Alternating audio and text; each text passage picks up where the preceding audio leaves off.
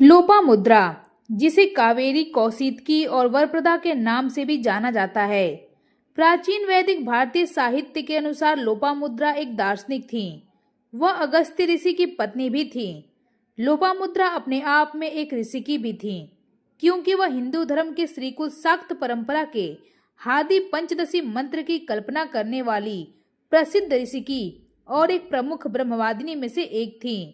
महाभारत में अगस्त्य और लोपामुद्रा की कहानी कुछ इस प्रकार है। महिष्मती क्षेत्र के असुर भाई इलवल और वातापी दक्षिण भारत यानी कि कर्नाटक के वादामी से थे। इलवल ने एक विद्वान ब्राह्मण से एक ऐसे पुत्र का आशीर्वाद देने का अनुरोध किया जो इंद्र के समान शक्तिशाली हो, लेकिन ब्राह्मणों ने उसका यह अनुरोध अस्वीकार कर दिया, जिसके बाद इलवल और उसका भाई वातापी ब्राह्मणों से नाराज हो गए और जादुई चालें अपनाकर उनसे बदला लेना शुरू कर दिया। इलवल का भाई वातापी खुद को भैंसे में बदल लेता और भैंसे को मारने के बाद पका हुआ मांस ब्राह्मणों को परोस देता। जब ब्राह्मणों द्वारा भोजन ग्रहण कर लिया जाता तो इलवल अपने भाई को ब्राह्मणों के पेट से बाहर आने के लिए पुकारता, जिसके बाद वातापी सामान्य मानव रूप धारण कर बाहर आ जाता और ब्राह्मणों का धर्म नष्ट कर उन्हें भोगने के लिए छोड़ देता। वहीं ऋषि अगस्त्य, जिन्होंने अपनी तपस्या के माध्यम से लंबी तपस्या का लाभ प्राप्त किया और स्वर्ग जा रहे थे, जहां उन्होंने रास्ते में अपने कुछ पितरों को एक घाटी के ऊपर लटके देखा, जिसके बाद आश्चर्यचकित होकर अगस्त्य ने उनसे उनकी ऐसी दुर्दशा का कारण पूछा, जिसके बाद उन्होंने बताया कि वे श्रापित हैं और इस श्राप से मुक्ति पाने के लिए अपने वंशज में एक पुत्र के जन्म की प्रतीक्षा कर रहे हैं। उन्होंने ऋषि अगस्त्य को यह भी बताया कि वे उनके पूर्वज हैं और अब यह उनके ऊपर छोड़ दिया गया है कि वह विवाह करें और जल्द ही एक पुत्र को जन्म दें, देवताओं को तर्पण अनुष्ठान करें और उन्हें श्राप से मुक्ति दिलाएं ताकि वे स्वर्ग जा सकें। अगस्त्य ने अपने पूर्वजों के पितरों से वादा किया कि वह उनकी यह इच्छा जरूर पूरी करेंगे, जिसके बाद ऋषि अगस्त्य ने अपने ताप और तपस्या से एक दुर्लभ सौंदर्य और बुद्धिमता वाली एक स्त्री की रचना शुरू कर दी। उन्होंने यह रचना विभिन्न प्राणियों के सबसे सुंदर अंगों से की, जिनमें हिरणे की आंखें, चीते की सुंदरता, ताड़ के पेड़ों की कोमलता, चंपक के फूल की खुशबू, हंस की गर्दन, इन सब गुणों से निर्माण एक स्त्री जो अंततः उनके लिए एक पुत्र को जन्म देगी। उस समय विदर्भ के राजा, जो निसंतान थे, संतान प्राप्ति के लिए देवताओं की तपस्या कर रहे थे। अगस्त्य ने अपनी रचना की गई स्त्री को राजा विदर्भ की पत्नी के गर्भ में स्थानांतरण कर दिया, जिसके कुछ दिन बाद जैसे ही बालिका का जन्म हुआ, वह चमकती हुई सुंदरता के साथ दुनिया में आई।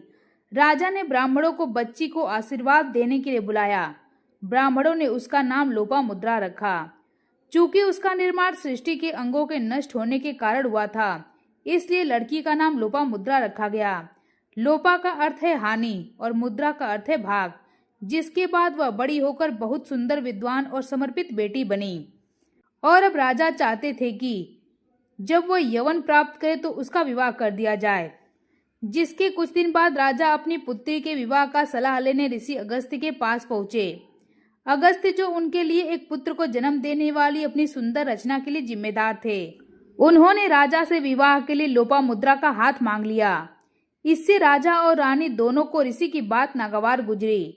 उनकी बेटी, जो राजसी सुख सुविधाओं में पली बड़ी थी, उसका विवाह एक तपस्वी, एक वनवासी से कैसे हो सकता है।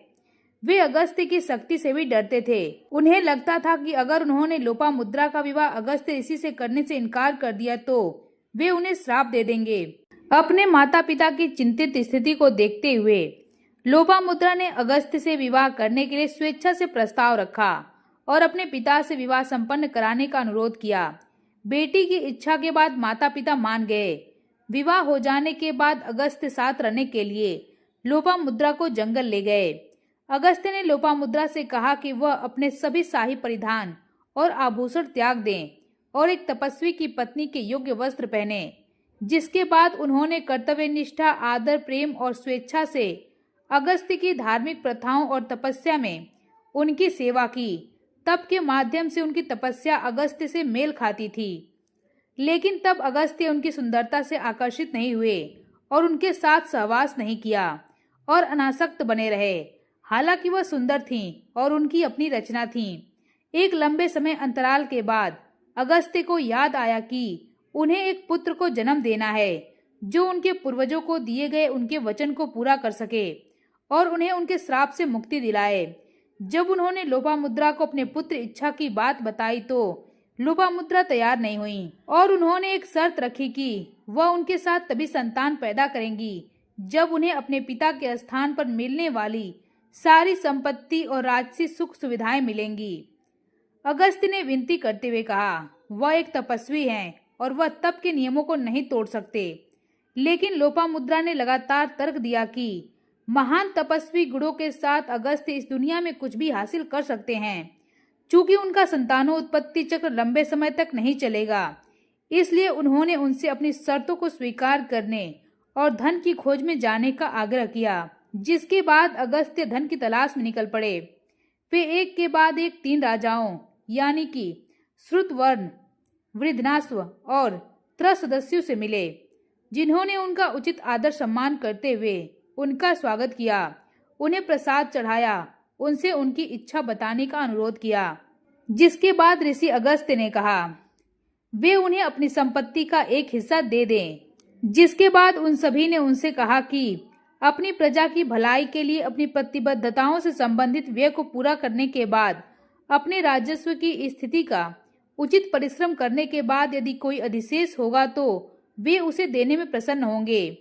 इस कथन पर विचार करने के बाद अगस्त्य को लगा कि उनके पास उन्हें देने के लिए कोई धन नहीं है।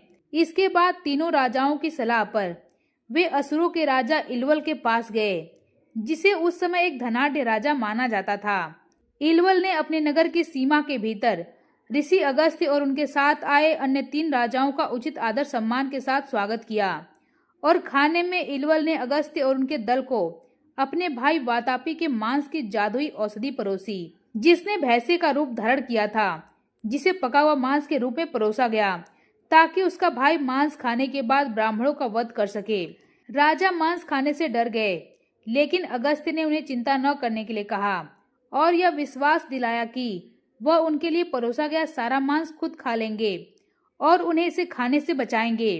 फिर उन्होंने परोसे गए मांस के व्यंजन खाए और तुरंत मांस को पचा लिया और कहा, वातापी जीर्णो भव, जिसका अर्थ है वातापी को पचने दो।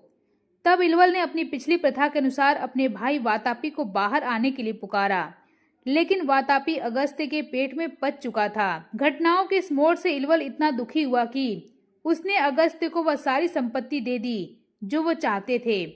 असुर राजा ने अपने स्वर्ण रथ और सोने चांदी के सिक्के दे दिए, जिसे अगस्त्य और उनके तीनों अन्य राजा अपने साथ ले गए। प्राप्त धन के साथ अगस्त्य अपनी पत्नी के पास पहुंचे, जो इस परिणाम से प्रसन्न थीं। अगस्त्य, जिन्होंने धर्मनिरपेक्ष और पवित्र दोनों क्षेत्रों में अपनी शक्ति का प्रदर्शन किया, लोपामुद्रा के शयन कक्ष में पहुंचे। तब अगस्त्य ने लोपामुद्रा से पूछा कि क्या वह उनके लिए 1000 पुत्रों को जन्म देंगी या सिर्फ एक पुत्र को जो 1000 को हरा सके। तब लोपामुद्रा ने अगस्त्य से कहा कि वह 1000 दुष्टों के बजाय एक विद्वान पुत्र को प्राथमिकता देंगी। अगस्त्य उनकी बात से खुश थे। दोनों ने मिलकर एक तेजस्वी पुत्र को जन्म दिया, जिसका नाम उन्होंने दिधाशयु रखा। वे वेदों और उपनिषदों के बहुत बड़े ज्ञाता थे। अगस्त्य अपने बेटे से प्रसन्न थे।